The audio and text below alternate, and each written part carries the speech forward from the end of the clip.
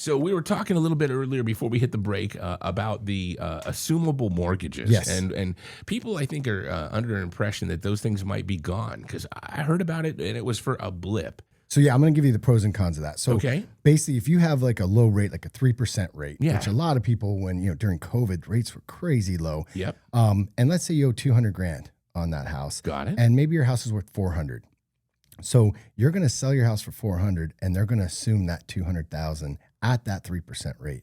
They're either going to put 200 down, 200 In grand cash. down, They can't cash you out. or they can do a second, what's called a purchase money second. Mm-hmm. So then you only have to put 5 or 10% down, and then you assume that mortgage. So what you're doing is basically going to the mortgage company that the sellers have, and you're telling them you're going to assume it. Now, it usually takes about 6 weeks or so. So you're not getting a new mortgage. You're not going through a different company. You're actually just getting approved through the same company that the seller has.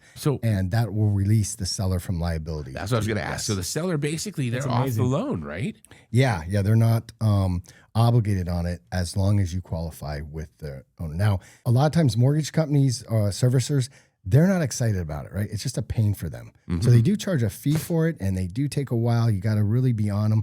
But most of them now have been pretty good about allowing, people to assume it. You'll do an appraisal still. The good thing too is, let's say you've been paying on it 5 years. Now you already got, you only have a 25-year mortgage. More of that money's going to principal. So there's a lot of advantages to assuming loans.